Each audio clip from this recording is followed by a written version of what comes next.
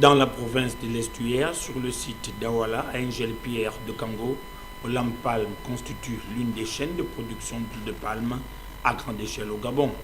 Avant la phase de raffinage, les équipes procèdent d'abord aux récoltes. Plusieurs types de noix sont ainsi récupérés, lesquels présentent diverses caractéristiques. Je voudrais ici identifier trois types de récoltes, de palmiers. Nous avons trois types plantés à Olam Palm. Nous avons le Ténéra, le Varescens et le Négrescens.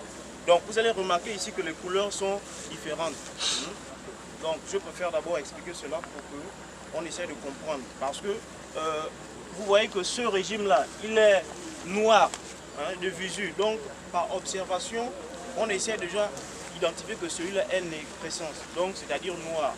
À la maturité, celui-là, ce régime a la difficulté, son identification de maturité. Ça voudrait dire que nos travailleurs ont cette difficulté d'identifier si le régime est, oui ou non, mûr. Vous voyez? Donc c'est différence. Par contre, quand vous regardez ce régime, il est totalement, on va dire, rouge par observation. Et celui-là, il tend vers l'orange. Tout ce travail peut être obtenu si et seulement si les standards de récolte sont respectés. Maintenant, comment ces régimes ont fait pour arriver ici? Voilà, avant tout, comme toute entreprise, déjà vous savez que nous sommes certifiés RSPO, la récolte se base aussi sur des standards. Donc il y a un processus. Pour récolter un régime, il faudrait que le travailleur puisse respecter les standards de récolte. On parle ici, n'est-ce pas, de l'intervalle de récolte. L'intervalle de récolte ici, c'est justement l'espace entre le premier jour de récolte et le prochain tour de récolte. Donc ici, le standard est normalement de 10, on va dire 10. Mais parfois on arrive à descendre plus bas vers 8. Olam, comme toute entreprise qui se respecte, met en place des gros moyens pour la conservation de l'environnement. 60% de ces espaces y sont consacrés. On met en place des zones de conservation qui permettent d'avoir un impact positif sur le plan environnemental et réduire nos impacts négatifs évidemment. Donc concrètement, pour toute la plantation que nous avons, 20 000 hectares, nous avons 60% dédiés essentiellement aux hautes valeurs de conservation. Donc ces zones sont identifiées par une étude indépendante.